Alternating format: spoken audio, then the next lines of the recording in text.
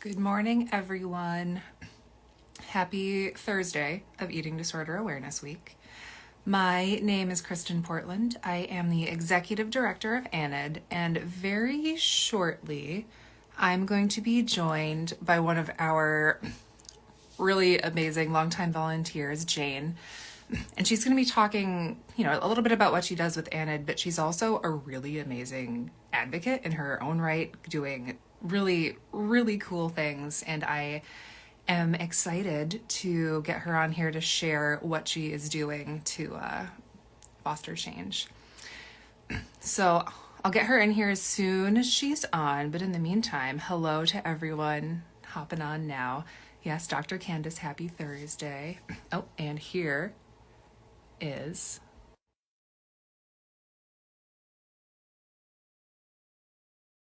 chat very literally this morning, and will be having my coffee whilst here. I'm in Chicago and it's 9 a.m. So this is a really amazing way to start my morning. And Good hello. morning. How are you? How are you? I'm good. excellent. I've got my coffee. We both understood the assignment here. I like it. Absolutely. So wait, before we begin, how do you take your coffee?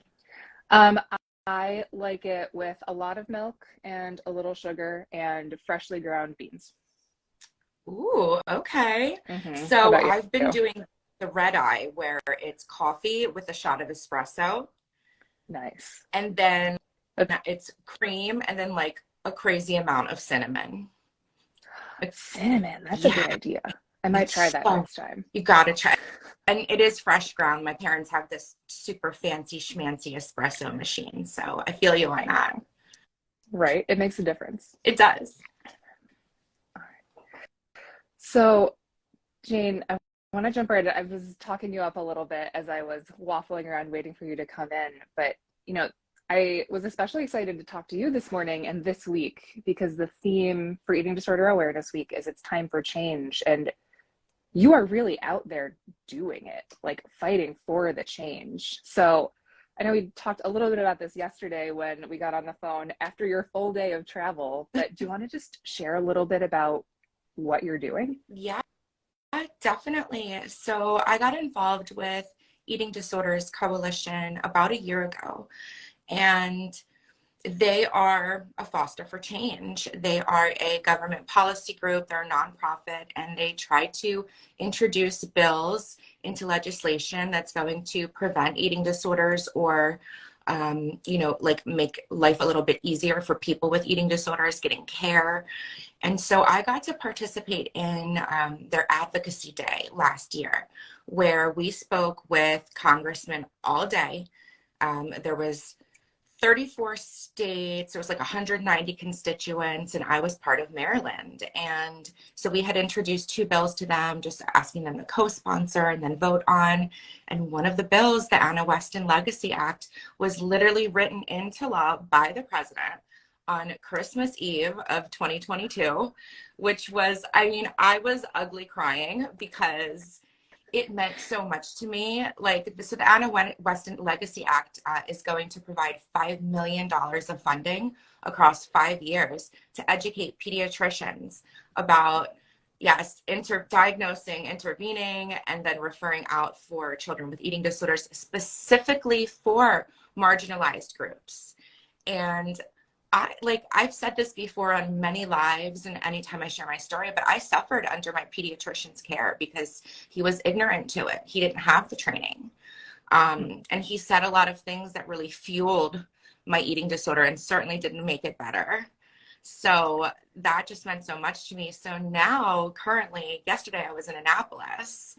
I was testifying in favor of Bill HB 634, which is the sale of diet pills to minors prohibition in Maryland. And it was so interesting. It was a little nerve-wracking. But gosh, to me, it's a no-brainer. Why should a 12-year-old or even a 17-year-old be able to walk into any store or go online and buy weight loss supplements? Yeah. And it's crazy, especially now when we're living with these new pediatric guidelines. It just feels like it should be common sense that children should not be getting weight loss supplements and including surgeries too. It just feels ridiculous that this is something we have to say is a bad idea and really fight to prove is a bad idea. Right. Yeah. Like I think I was saying to you, kids don't have like medical power of attorney over themselves. That's their parents' right.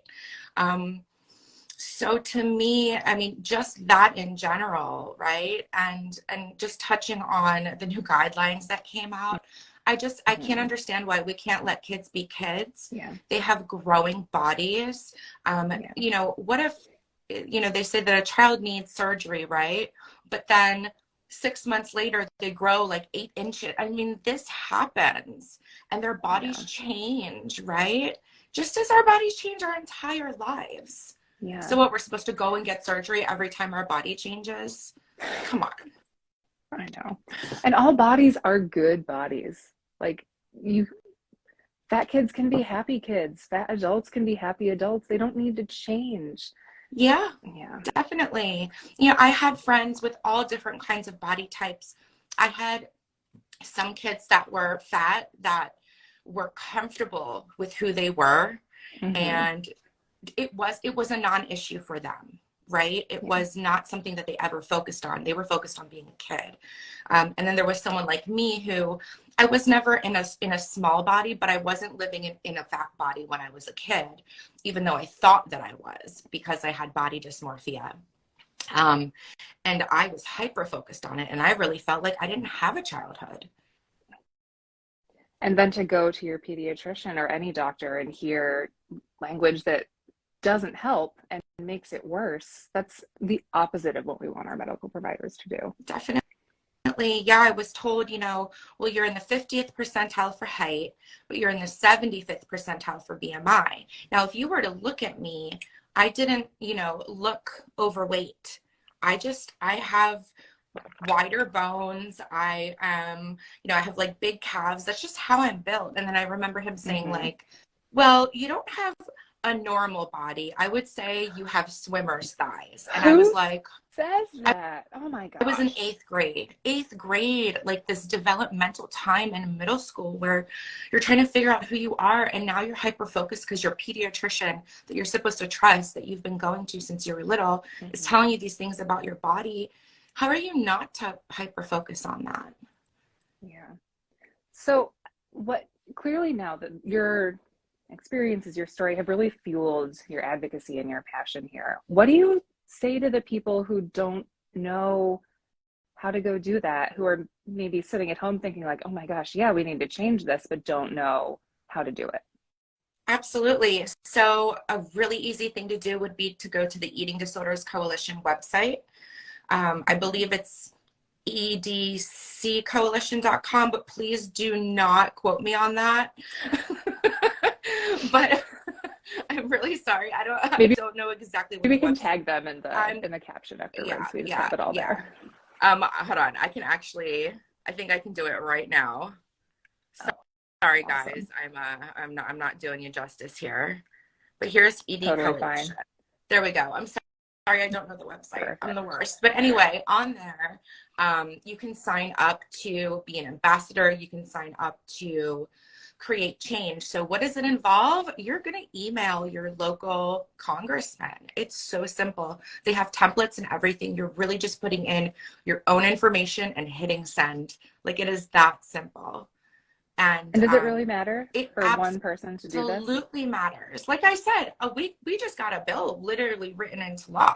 Had we not done that, it wouldn't have happened. And look, I was only one of, I think, 4 constituents from Maryland. Like, that's a really big deal. And the power in that, like, I've been advocating for quite some time. By the way, another thing you can do is follow all of these amazing nonprofits, just like ANID, reposting their information. And by doing so, you're educating people. And even though they may not be commenting on it, you're planting seeds. And that's all that matters. It's going to come into fruition one day because everybody knows somebody, right? Yep. Everybody. Even if they don't know it now, they definitely do. Exactly. So following nonprofits like ANID, following influencers that are body positive, body neutral, different marginalized groups. Like, don't just stick with what you know, branch out and educate yourself, because, you know, the experience for somebody that's BIPOC that's going through disordered eating is completely different than like a white straight male. And then the experience of a male going through an eating disorder is completely different than one of a female. So branch out and follow different people, educate yourself, and then you can go out and tell others. And it's like, just even Instagram, it's just as simple as a repost, like share it in your story, and you'd be surprised.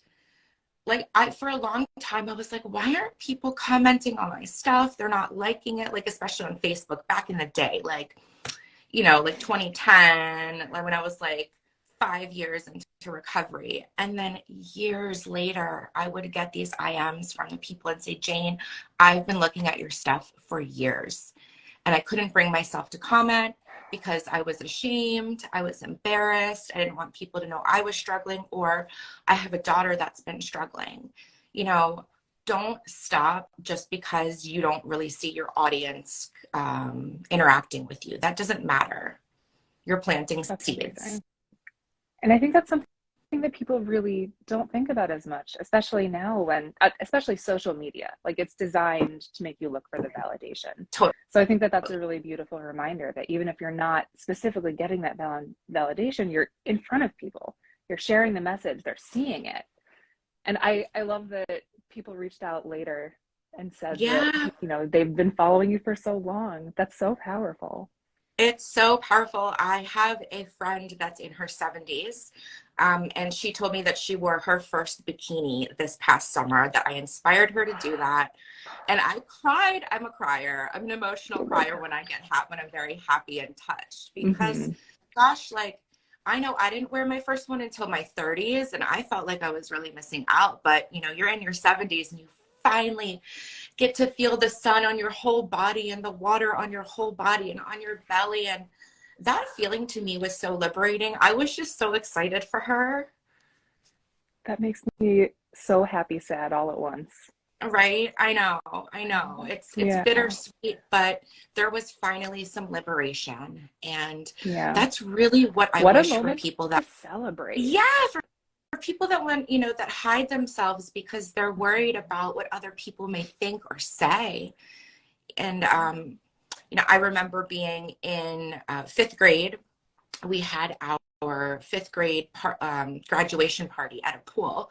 And everybody was in their bathing suits in the pool, having fun, splashing. I was in a big t-shirt and jeans, and I was sweating, and I was sad, and I did not have a good time. And I'm just like, I don't wish that for kids. I really don't. And I hope that all of, you know, these conversations that we're having, you know, that parents can begin to not talk about their bodies negatively and really just be neutral about bodies. So kids, you know, they have more of a chance at a real childhood, enjoying the things that they should be enjoying. I love it. And speaking of families, I just want to let everyone know that starting next week, ANID has been working with Feast. We're going to be offering a support group for caregivers and one for siblings. Amazing. And I am very, very, very excited about it. Yeah. So keep an eye on our website. If folks can sign up there, if there's families who are looking for support as well, because eating disorders affect the entire family. Oh gosh. I mean, I had World War III in my house 3 times a day because of mealtime. All growing up, I cried every single day. My mom was, God bless her, she was so frustrated, but she just, you know, she tried so hard, but she couldn't understand why I was being the way that I was. And, you know, there's a lot of burnout for caregivers and other family members, witnessing somebody in your family struggling day in and day out. So I'm so grateful for ANID for having this. I think it's incredible, and Feast is so wonderful too. I'm so glad you're partnering with them. Yeah, it's been a really amazing process. So, okay, along with all of your advocacy, you've also been an ANID volunteer for a long time, and you know you're a team lead too. So not only are you supporting the people coming to ANID for help, but you're supporting the volunteers who are doing the helping. how do you have time for this with everything else that you're doing? You're starting a new job, you're out advocating. How do you make it all work? You know, it feels natural to me because it fuels me. It's my passion in life. It's my joy in life.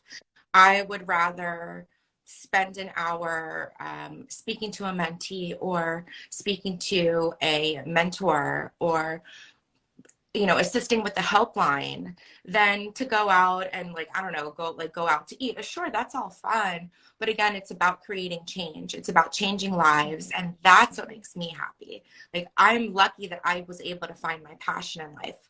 A lot of people don't. So it doesn't feel like work to me, if that makes sense.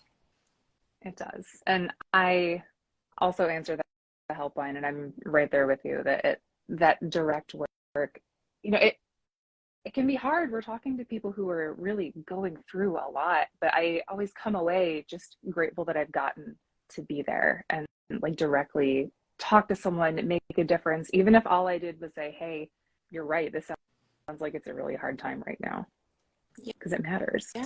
I think that validation is truly what they don't even know that they're looking for, right? Yeah. And it makes them feel seen and heard. And that's the best part of the helpline, in my opinion. I agree. So if you like, I would absolutely recommend for people to sign up to do the helpline. It's so rewarding. Mm-hmm. It's a very special thing. And I'm grateful that I've been able to do it. I'm going to continue doing it. Well, thank you. And I believe I say this and I'm almost certain. So every time I say it, I hedge it just a little bit, but I think that Anna is the only eating disorder specific warm line where we will just like talk to people for a little bit, not only provide referrals or only do that connection, but really just give them a space to be understood and speak. Yeah, I'm pretty sure that you are, because I've Googled, and a lot of times, you know, something that we ask, and they don't have to answer, but one of the things that we ask when they call is, you know, how did you hear about this helpline? Mm-hmm. And I mean, 9 times out of 10 it's Google. So I think we're the only ones. I think so. Jane, I feel like we could talk all day, but we're already slightly over the planned time, and I really just want to say thank you for everything you're doing, not just for ANID and like our community, but just the eating disorder community broadly, and getting out there and advocating and speaking up and sharing your story. People like you are really what helps bring about change. Thank you so much. I'm so grateful to ANID to be able to help, to have an organization that really cares. You know, like at the end of the day, it's the people that matter and validating their experiences. And I wish that I had that when I was going through it. Yeah. So thank you. And thank you to everybody in this community, because we are powerful and we are strong and we can make anything happen. We just got to all stick together. I think I'm going to write some emails to my legislators later today. I love it. I absolutely love it. Yes. Let me know if I can help. I will. Thank you. And yeah, we'll drop the EDC link in the caption for this as well. So if anyone else is feeling as inspired as I am, they can do the same. Totes my goats. I will, as soon as we get off, I will put the little, you know, when you post it, I'll comment with the website. But cheers. Have a beautiful rest of the day. Happy Thursday and happy Eating Disorders Awareness Week. It is time for change, and you're making it happen. And you can too. I love it. Bye. It's true. Everyone watching. Bye, everyone.